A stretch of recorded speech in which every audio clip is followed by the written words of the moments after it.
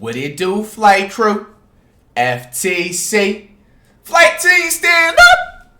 March is here. My daughter has appeared. We got some so fresh and clean educationalists. You guys did amazing on your last quiz last week, man. 80% pass rate. That being said, no test quiz this week. With that being said, please pay attention to this film because it is actually very important for your knowledge of the future. You know what I'm saying? Watch what happened in 10 minutes after the dinosaurs appeared. Now, it's crazy because I already been known dinosaurs are extinct. I mean, there'd probably be a couple of T-Rexes on like some island that they haven't marked on the map or found out about just yet. It's still possible, you know what I'm saying? But very few dinosaurs, probably like less than 10. All right, so like, look, I honestly never really thought about what actually like happened. Like, there's so many theories. Okay, a meteor hit, the temperature of the earth changed, whatever, this and that. But what happened as soon as the dinosaur, like who was the first person walking, like a human or something, or an animal or whatever, like after all that happened? So we gonna figure it out right now. Like I said, man, no quiz test this week. But as usual, man, you got your iPhones, your Androids, your iPhone Nanos, your iPad Nanos, your iPads, your notelets, your, you know what I'm saying, your pagers, everything, man. Administrator Watson, you hide them because if they take them away, I'm not responsible for that. Check it out. And here you are on Earth. 66 million years 66 million years ago. I don't think that was more. History. There are no ice caps yet. Everything is lush and green. That's Dinosaurs roam the earth. Sheesh. Massive sauropods peacefully chew on flowering plants and trees, their young ones following closely by their side. You strain your neck to see their heads 5 stories above you. But that's when you see something else. A bright spot in the sky. A shooting star. Make a wish.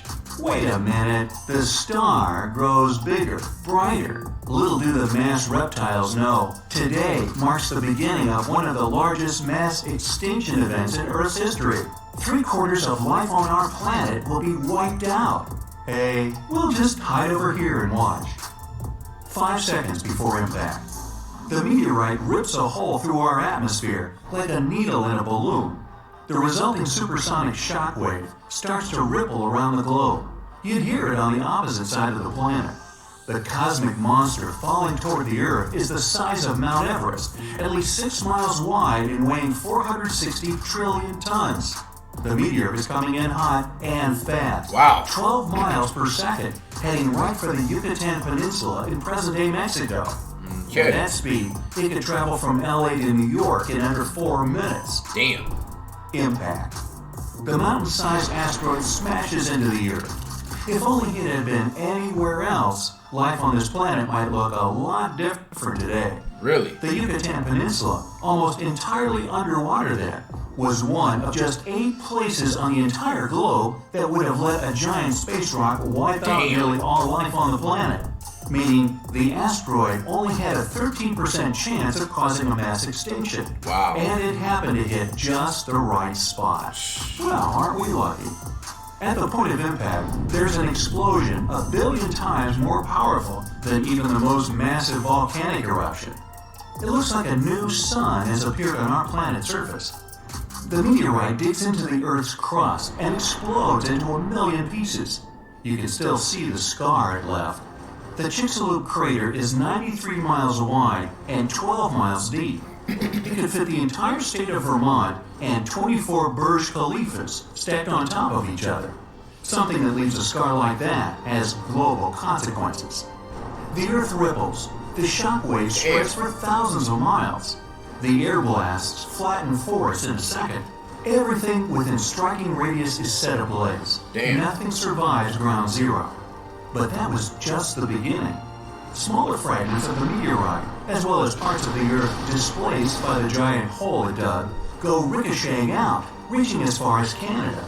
The sky lights up with fireballs. They smash into the surface as well. Dinosaurs that weren't in the blast radius run in panic, but they have nowhere to hide. It's only about to get worse. The shockwaves race across the sea. The tsunami is nearly a mile high when it hits the coast. The waves keep traveling, reaching the furthest corners of the planet. Even across the Pacific and up into the North Atlantic, they're 5 stories high. They wash Whoa. away everything in their I don't path. think a T-Rex can survive Besides the that. raging fires and skyscraper-sized tsunamis, the Earth is shaking from the worst earthquakes in history. A planet lush and teeming with life only a few minutes ago has turned into a nightmarish place. But this was only phase 1. 5 minutes after impact, small rocks, dust, and ash rise high up into the atmosphere. These objects heat up and melt. They turn into hot lava that begins to fall to the ground like burning rain. 10 hours after impact, fires continue to engulf everything in their path. Some surviving dinosaurs in North America tried to escape to unknown territories, but now they're in dense swamps and can't escape. 1 month after impact, 1 month. 15 trillion tons, 2.5 million times the weight of the Great Pyramid of Giza. That much ash and soot are released into the atmosphere. The cloud covers Sounds the entire pollution. planet and blocks out the sun. The Earth sinks into darkness. Surviving plants can't photosynthesize. That means Oxygen levels breathe, drop. yo. Any animals left at this point are finally done in from lack of air. But the worst consequence was the extinction of photoplankton. The entire oceanic food chain starts to collapse like a house of cards. Many marine animals have lost their main source of food. Surviving animals on land also can't find anything to eat. There are no plants for the herbivores, and soon no herbivores left for the meat eaters. And still, there's the acid rain. The Chicxulub meteorite hit a place where there was a lot of sulfur. The heat of the impact vaporizes the toxic gas instantly. It mixes with the air in the atmosphere. Acid rains fall all over the planet. The oceans become toxic. Ugh. And if all that doesn't get them, the coal finally finishes off the job. With the sun blocked out, the burning fireball that is our planet starts to cool down. What's left in the wake? Plants are a little luckier than animals. Seeds and pollen are able to survive these harsh times. The first to slowly paint the charcoal planet green are ferns.